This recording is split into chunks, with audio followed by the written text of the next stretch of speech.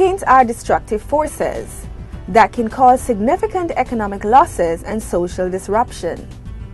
But each year, the Public Works Department takes important steps to minimize the potential impact on Cayman's economy by protecting public facilities. The annual shuttering exercise has a number of aims and objectives it seeks to fulfill.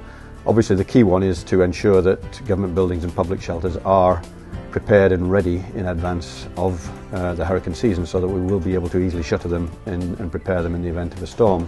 Basically, we, in terms of practicing, we carry out our hurricane preparedness exercise once a year. That is carried out just before the start of the hurricane season, and this year was actually our 23rd consecutive exercise, so Public Works and NRA are very proud of that achievement. And then basically, we having carried out that one rehearsal during the year, it's however many times we're called on to respond during a season when there is a storm threat.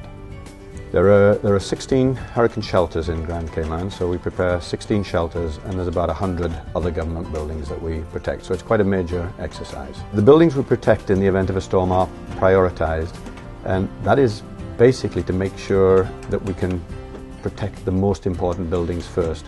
All the forms that our teams go out with are colour-coded, so shelters are coded first, so the public shelters are the first buildings we prepare. Government buildings that will be occupied during a storm, some police stations, fire stations for example, are occupied. They are the second priority, and then the third priority is unoccupied government buildings.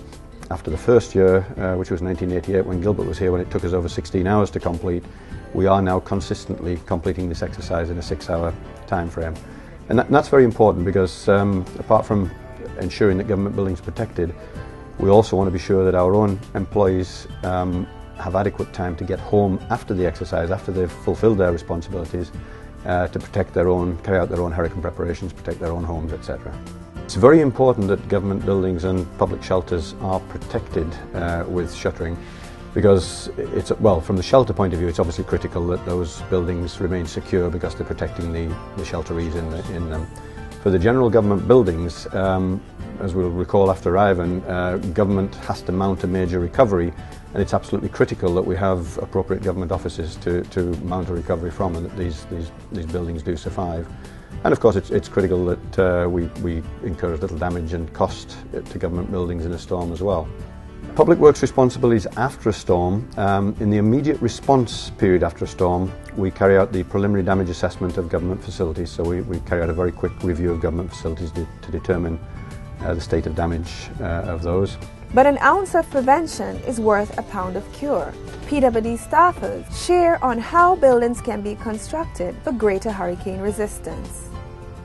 There's many different types of design criteria that decides whether or not a building can withstand hurricane force winds for the various categories. For example, the government designs hurricane shelters to high category 4 hurricane shelter standard. We design them take impacts of 150 mile/hour wind speeds. The building code that we use here in the Cayman Islands is the Southern Building Code, Congress International.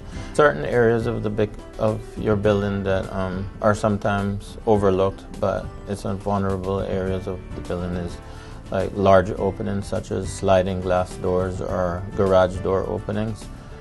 Just because it has a covering doesn't mean it's like protected because your garage door is down or something. There's special bracing that you can buy for your garage doors to keep them secure during the event of a hurricane.